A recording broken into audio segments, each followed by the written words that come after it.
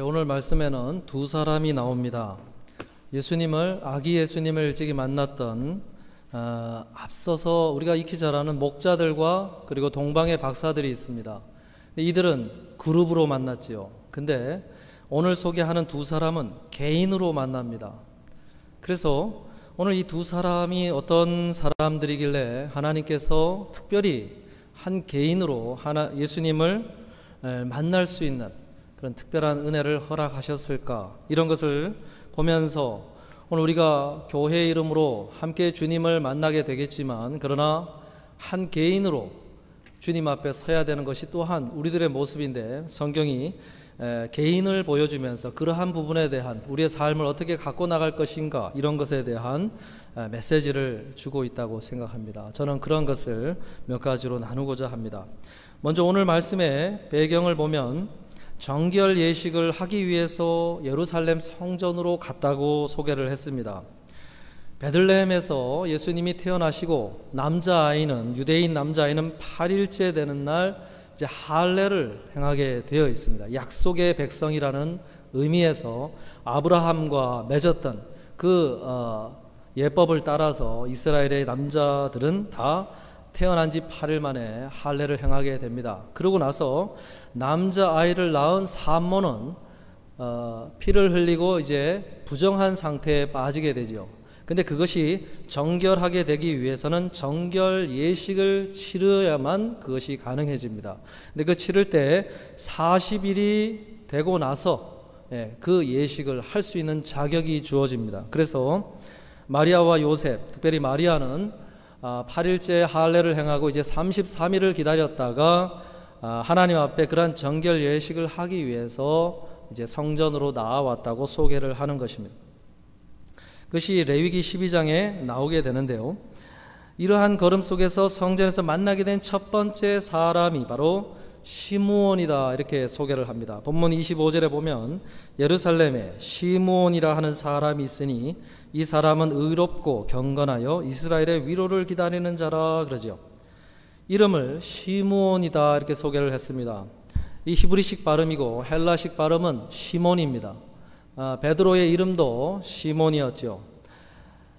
이 시몬이라는 이름은 굉장히 흔한 이름 중에 하나라고 할 수 있는데, 근데 전승에 의하면은 이 시몬이라는 이 사람은 바리새인들에게 큰 영향을 미쳤던 대랍비 힐렐의 아들로 소개가 됩니다.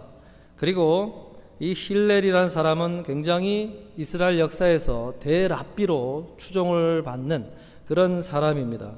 바벨론에서 출생을 했고 40세쯤 되어 예루살렘으로 돌아와 활동을 하면서 자기만의 성경 해석, 토라 해석의 기초를 놓은 사람입니다. 그의 손자가 바로 사도 바울의 스승이었죠. 가말리엘이라고 하는 그 당시 산헤드린 공회를 주도할 수 있는 영향력 있는 랍비 가말리엘이 그 손자로 소개가 됩니다. 그러니까 출신지만 보면은 상당히 대단한 사람이죠. 그런데 성경은 그가 그러한 출신이나 학문 때문에 하나님이 그런 은혜를 주신 것이 아니다, 이렇게 소개합니다. 거기에 대해서는 이런 언급을 하지 않고 왜 그가 특별한 사람으로 하나님께 그렇게 은혜를 받았는가 소개하는 두 가지가 있지요. 첫째는 그는 예수 그리스도를 진심으로 기다리는 자였기 때문이다, 이렇게 소개를 합니다.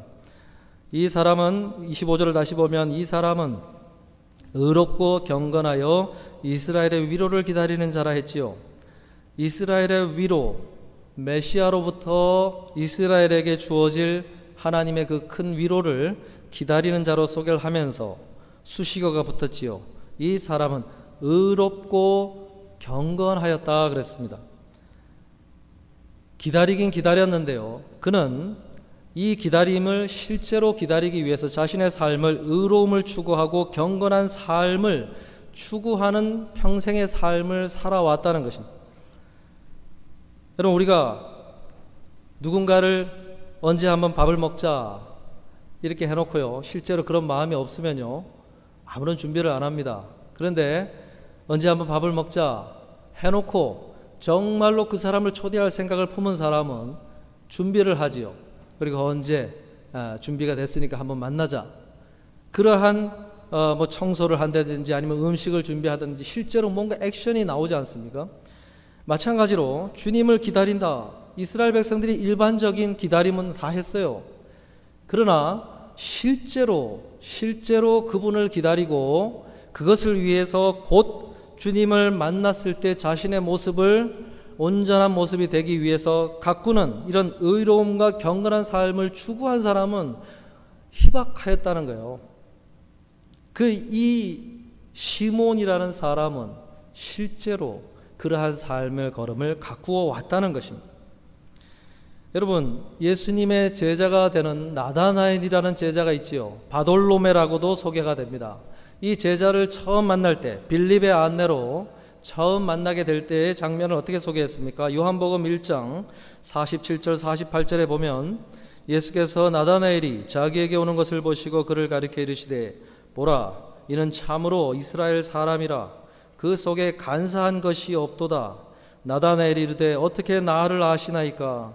예수께서 대답하여 이르시되 빌립이 너를 부르기 전에 내가 무화과 나무 아래에 있을 때에 보았노라. 그래요. 나다나엘이요, 약속의 말씀, 무화과 나무 아래에서 사람들을 부를 것이라고 하는 그 메시아에 대한 예언의 말씀을 따라 무화과 나무 아래로 가서 거기서 홀로 경건한 시간을 보내면서 메시아를 기다리고 있는 그 모습을 주님이 보셨다고 소개를 하는 것입니다. 무화과 나무 아래에 있을 때 너를 보았다 그랬어요. 여러분, 시몬처럼 나다나엘도 이런 메시아를 만나기 위한 삶을 가꾸어 온 사람이죠. 의로움과 경건한 삶을 추구했던 사람이라는 거예요. 여러분, 참으로 예수님을 기다리는 사람이라면 이런 준비가 있어야 된다는 것을 오늘 말씀이 알려줍니다. 우리가 다시 오마 약속하신 대로 주님이 언젠가 오시겠다고 약속을 하신 말씀을 접했고 실제로 그것을 기다리는 사람이라고 한다면요, 우리는 우리의 삶을 가꾸어 나가야 된다는 거예요. 그런 사람을 하나님이 참으로 귀하게 보신다는 것을 이 시므온이 알려주는 것입니다. 무엇이 의롭고 무엇이 경건한 삶일까요? 의롭다라고 하는 이 말은 헬라어 단어에는요, 디카이오스라는 말이 쓰는데 이것은 직역을 하면 높은 기준을 추구한다라는 뜻이에요. 높은 기준. 여러분, 높은 기준이 뭘까요? 높은 기준. 하나님께서 제시하시는 기준이 높은 기준입니다. 우리가 말씀을 펴면 우린 무엇을 접하게 되느냐? 하나님의 높은 기준을 접하게 됩니다. 하나님 나라에서 요구하는 높은 기준을 마주하게 된다는 거예요. 근데요, 반응이 두 가지가 있을 수 있죠. 이거는 불가능해 하고 덮어버리고 잊어버리는 사람이 있을 수가 있고, 이 시몬과 같은 사람은 어떤 사람이냐?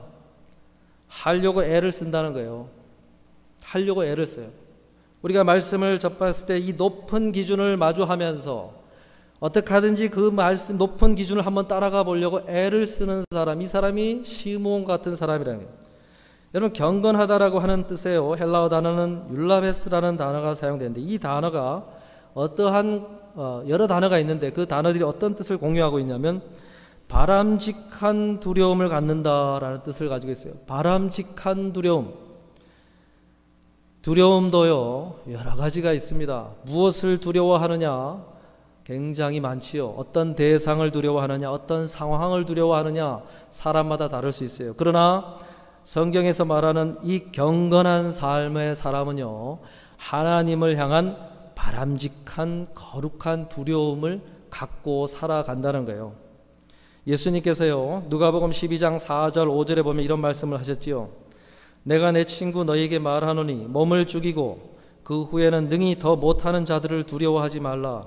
마땅히 두려워할 자를 내가 너희에게 보이리니 곧 죽인 후에 또한 지옥에 던져 넣는 권세 있는 그를 두려워하라. 내가 참으로 너희에게 이르노니 그를 두려워하라. 그래. 왜 이런 말씀을 할까요? 하나님을 두려워하지 않고 다른 것을 두려워하기 때문에 그래요. 사람들이 하나님은 정작 두려워하지 않고 다른 어떤 힘을 가진 사람들, 어떤 힘을 가진 권세를 가진 어떤 직책들, 이런 것들을 오히려 더 두려워하는 사람들을 향해서 오히려 하나님을 두려워하고 그들을 두려워하지 말라 그런 거예요. 여러분, 성경에서 두려워하지 말라는 말이 몇 번 나올까요? 찾아보니까 366번이나 나와요. 한마디로 산술적으로 따지면 매일 하셨다는 거예요. 매일. 365일 동안 매일 두려워하지 말라, 두려워하지 말라, 두려워하지 말라. 두려워하지 않아도 될 대상을 두려워하지 말고 너가 두려워할 대상을 두려워해라, 이 말씀을 하시는 거예요. 두려워할 대상 하나님은 두려워하지 않고 오히려 다른 것에 매일같이 두려워하고 있는 사람들을 향해서 두려워하지 말라, 그런 말씀을 하신 거예요. 텍사스 달러스에요. 중국계 20살에 건너와서 공부를 하고 목회자가 되어서 펠로우십 처치라고 하는 굉장히 부흥하는 교회를 이룬 에드 영이라는 목사님이 계신데요. 이 목사님이 책을 하나 썼습니다. 지금 나는 두렵다라는 책을 써요. 거기에 보니까 오늘날 심리학자들이 현대인들이 갖고 있는 이 두려움의 종류를 분류를 했는데 총 몇 가지나 되느냐? 645가지의 두려움들을 병적으로 가지고 있는 두려움들이 있다, 이런 발표를 했어요. 높은 곳에 갔을 때 갖게 되는 고소공포증, 닫혀있는 공간에 대한 폐쇄공포증, 깃털로 간지럼 태우는 것에 대한 두려움인 간지럼 공포증, 그런 것도 있고요. 대중 앞에 서서 말하는 것에 대한 연설 공포증도 있어요. 아름다운 여성에 대한 비너스 공포증도 있어요. 거미 공포증, 고양이 공포증, 독신 공포증, 치과 공포증, 종류별로 두려움의 가지수가 얼마나 많은지요, 쫙 소개를 했어요. 그 중에서 탑3 가장 많이, 가장 강도 있게 두려움을 호소하는 것들이 무엇이냐? 1위가 죽음에 대한 두려움이었고요. 두 번째가 외로움에 대한 두려움, 세 번째가 실패에 대한 두려움이 있다 그랬어요. 다 공감하시죠? 그죠? 죽음에 대한 것, 또한 외로움에 대한 것, 그리고 치열한 경쟁 속에서 낙오되고 실패할 거에 대한, 실패에 대한 두려움, 이것이 현대인들이 가장 두려워하는 것으로 자리하고 있다 그랬습니다. 여러분, 미국 그 서바이벌 프로그램에 최초, 아시아계로는 최초 우승자가 있더라고요. 권율 씨라는 분인데, 그분이 스탠포드 대학과 예일대 법대를 나온 아주 인재예요. 근데 이러한 명석한 사람이요, 또 서바이벌 프로그램에서 그렇게 우승할 정도로 리더십이 있고 담대한 용기를 가진 그 사람도요, 자기에게 가지고 있는 그런 공포증이 있다고 이야기를 했어요. 공황장애가 있고요, 강박증이 있고, 그 다음에 백인에 대한, 그리고 여자에 대한 대인 공포증이 아주 심하게 있다, 그런 인터뷰를 한 것을 보았습니다. 왜 그런 두려움이 생겼느냐? 초등학교 시절에 상급생들이 그를, 주로 백인 학생들이 화장실에 가둬놓고 그에게 오줌을 놨다고 그래요. 오줌을 쌌다는 거예요. 그렇게 아주 분리를 시키고, 그러한 것을 한번 겪고 나서는 아주 공중 화장실에 가기를 두려워하고 하루에도 20번 이상 손을 씻지 않으면 견딜 수 없는 그런 것에 시달려 왔다, 이렇게 이야기를 한 것입니다. 여러분, 이런 것을 보면 우리는 살아가면서, 처음에는 없었어도 살아가면서 수만 가지의 공포증이 우리의 과거 경험으로부터, 또한 여러 가지 상황들로부터 생겨나는 인생을 현대인들이 살아가고 있다는 거예요. 시므온도요, 왜 그런 두려움이 없었겠습니까? 그 당시는 오늘날보다 더 많은 별의별 일들이 벌어지는 치안 무법지대의 시대 속에서 살았다고 할 수 있는 그런 시대인데 두려움이 많았겠지요. 그런데 그럼에도 불구하고 그의 마음속에는 하나님을 향한 두려움을 가장 큰 두려움으로 삼고, 그 두려움을 마음에 품고 자신의 삶을 가꾸어 오는 자세와 태도를 가지고 살아왔다는 것입니다. 사랑하는 성도 여러분, 오늘 우리가 이런 시므온과 같은 사람이 되어야 될 줄로 믿습니다.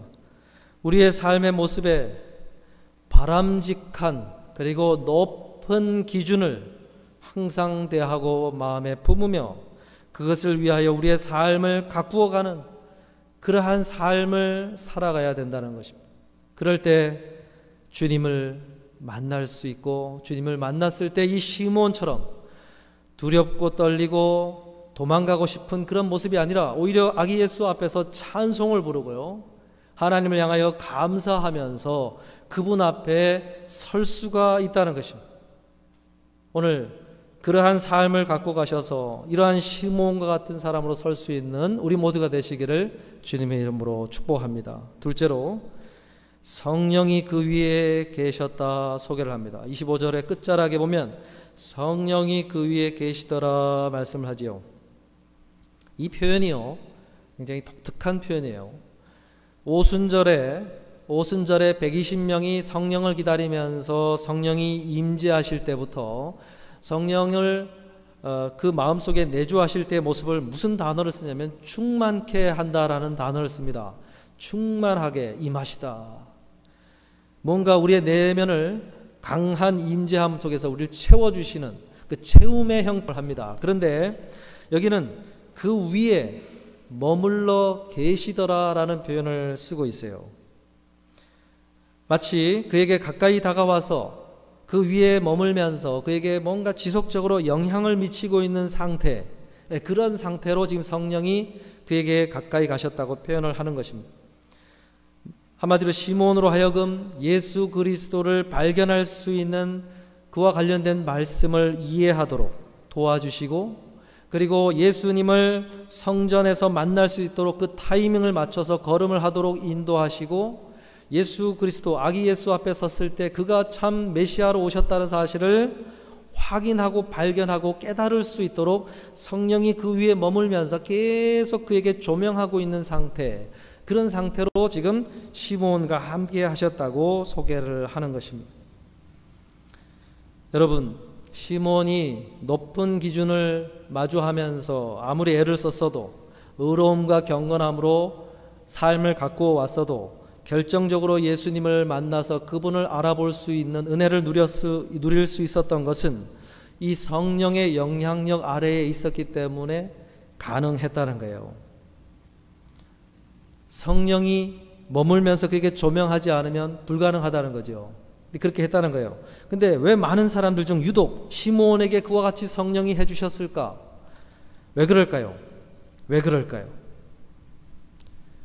요한복음 7장 17절에 보면요, 예수님이 이런 말씀을 하셨죠. 사람이 하나님의 뜻을 행하려 하면 이 교훈이 하나님께로부터 왔는지 내가 스스로 말함인지 알리라 그랬습니다. 이 메시지가 사람이 인위적으로 꾸며낸 말인지 아니면 예수님이 참으로 하나님께 받아 알려주시는 계시의 말씀인지를 분별할 수 있는 분별력이 어디서 오느냐? 하나님의 뜻을 사람이 행하려 하면 생긴다고 그랬어요. 하면. 무슨 이야기입니까?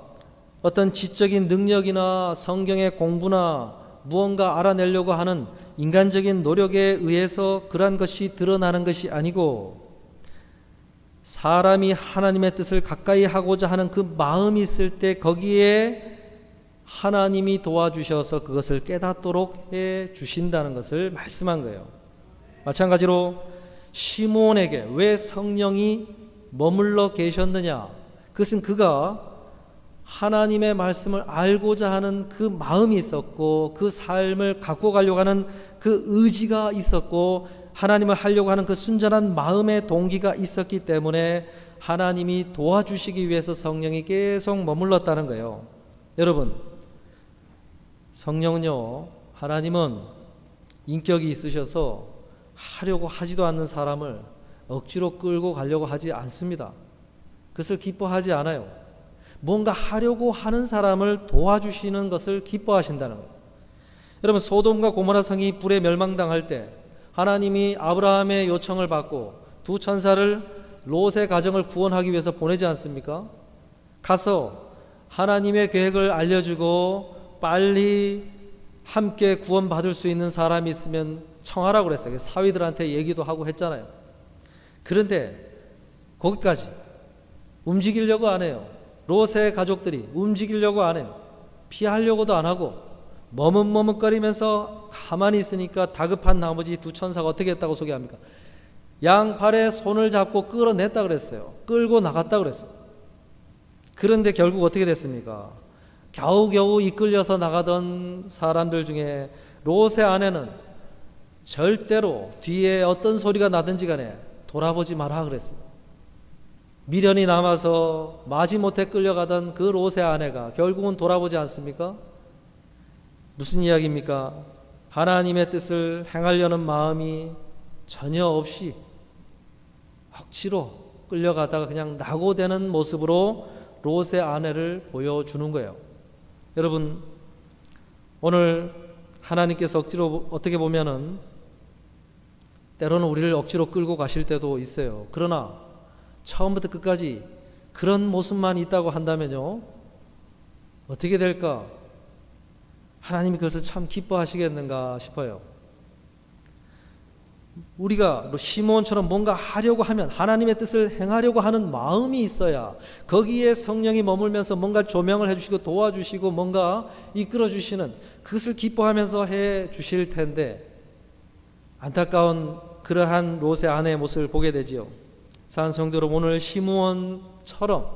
시므온처럼 하나님의 뜻을 행하고자 하고 알고자 하고 순종하고자 하고 무언가 애를 쓰려고 하는 그러한 마음을 늘 품으실 수 있기를 바랍니다. 그래야 성령이 시므온에게 계속 머물러 계시면서 그에게 그러한 은혜를 베풀어 주실 줄로 믿습니다. 우리 모두가 그런 은혜를 누리시는 우리 모두가 되시기를 주님의 이름으로 축복합니다. 셋째로, 그들의 특징은 모두 나이가 많았다는 것입니다. 26절에 그가 주의 그리스도를 보기 전에는 죽지 아니하리라 하는 성령의 지시를 받았다 그랬습니다.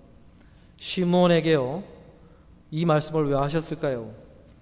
죽음에 대한 염려가 있었기 때문에 그렇겠지요. 이제 한 해, 두 해 나이는 점점 많아져 가고 기력이 쇠하여 가고 주님의 약속의 말씀을 기다려왔는데 이대로 끝이 나는 것인가 하는 어떤 안타까운 마음이 늘 그 마음에 있었기 때문에 성령이 위로를 주신 것이죠. 그러면서 계속 그 성령이 그 위에 머무시면서 마음이 약해질 때마다 이 약속을 마음에 품을 수 있도록 해 주시면서 그 타이밍까지 걸어오도록 해 주셨다는 거예요. 여러분, 여기서 저는 무엇을 또한 생각하게 되느냐, 우리의 인생, 특별히 하나님이 성령이 함께 하시고 머물길 기뻐하시는 그 사람의 인생의 끝은 육신에 다한, 기력이 다하여 생명이 끝이 나는 것이 아니고 그의 사명이 그것이 결정되도록 하시기를 하나님이 기뻐하신다는 것을 여기서 발견을 하게 됩니다. 여러분, 사명이라는 것은요, 거창한 것이 아니에요. 시므온에 의하면 주의 약속의 말씀을 믿고 의로움과 경건함으로 하루하루 살아가는 것이 사명이에요. 주님 앞에서 나를 흠이 없는 사람의 모습으로 가꾸어가고 보존하기 위해 하루하루의 삶의 걸음을 걸어가는 것이 주님 앞에서 우리가 해야만 되는 사명이라는 거예요. 그럴 때 이 시대 속에서 주님이 오실 특별한 계획과 타이밍이 맞는 시대를 살고 있는 이 시므온에게 이왕이면 이에게 그 은혜를 줘야 되겠다 하나님이 품으셨다는 것이고, 그러기 위해서 그의 인생의 길이를, 그 사명을 이루도록 연장시키시면서 그 모든 것을 컨트롤 하셨다는 것을 보여주는 것입니다. 여러분, 두 번째 사람 안나도 마찬가지였어요. 36절 37절을 보니까 또 아셀 지파 비누엘의 딸 안나라 하는 선지자가 있어 나이가 매우 많았더라 그랬어요. 나이가 매우 많았더라. 이 당시에 평균 수명이 40에서 50으로 그 당시의 기록에 의하면 나옵니다. 그러니까 지금 나이가 84세라고 소개하는 이 안나는 상당히 오래 살게 되었다는 거예요. 그가 결혼한 후에 7해 동안 남편과 함께 살다가 가부가 되었다 그랬어요. 그녀가 자녀가 있었는지는 소개해 주지 않으니까 잘 모르겠지만, 여러분, 당시에 과부로 아이를 키우면서 살아낸다는 것은요, 정말로 어려운 시대입니다. 경제 활동이 거의 불가능한 그러한 여인의 몸으로 그 삶을 지탱해내고 살아간다는 것은 참으로 어려운 그런 시대 속에서 84세가 될 동안에 하나님이 그의 삶을 보호하시고 인도해 주셨다는 거예요. 그런데요, 그런 그녀가 그 어려운 상황들 속에서 힘썼던 삶의 내용이 무엇이냐? 뭐라고 그럽니까? 37절에 이 사람이 성전을 떠나지 아니하고 주야로 금식하며 기도함으로 섬겼다 그랬어요. 힘들고 어려운 일들이 생길 때마다 성전으로 달려와 울면서 기도하고 주님 앞에 부르짖고 그런 삶의 걸음을 살아왔다는 것입니다. 한마디로 안나는 삶에서 만나는 어려움을 기도의 삶으로 승화시키는 사람이지요. 시므온이 경건함과 의로움을 추구하며 산 사람이라고 한다면 안나는 기도의 삶을 추구하며 살아온 사람이라는 거예요. 여러분, 어려움이 생기면 여러분은 무엇을 하십니까? 스트레스가 생기는 일이 생기면 여러분은 무엇을 하십니까? 정말로 가만히 있을 수 없어서 속상해서 울고 있으면서 여러분은 무엇을 하십니까? 안나는 무엇을 했다고요? 성전에 와서 울면서 기도했어요. 그 기도의 사람으로 살아온 그를 하나님이 위로해 주고자 예수 그리스도를 만날 수 있도록 84세의 삶의 길이를 인도해 주신 것입니다. 우리가 주님을 맞이하는 삶을 살아가면서 추구해야 될 삶이 뭐냐? 우리 갖고 나가야 될 자리가 무엇이냐? 그것은요, 기도하는 걸음인 줄로 믿습니다.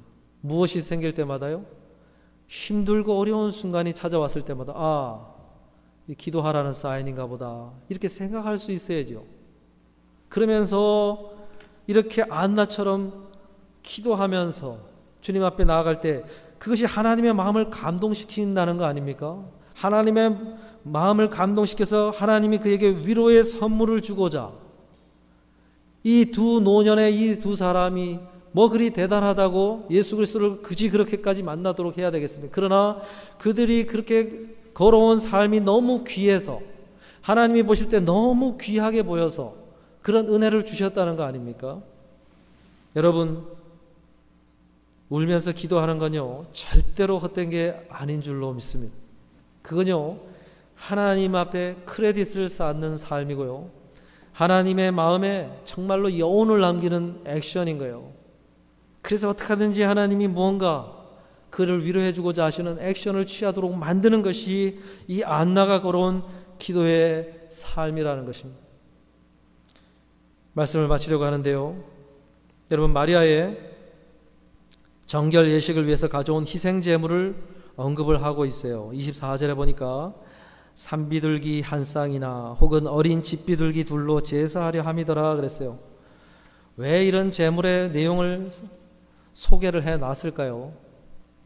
원래 보통 형편의 사람은 이 정결 예식을 할 때요, 번제와 속죄제를 드려야 되고 그것을 위해서 제물을 준비해 와야 됩니다. 그런데 번제를 위해서는 1년 된 어린 양을 가지고 와야 돼요. 그리고 속죄제를 위해서는 산비둘기 한 마리나 아니면 집비둘기 새끼 한 마리를 가지고 오게 되어 있어요. 그런데 형편이 너무 어려운 사람들은 그걸 가져오지 말라 그랬거든요.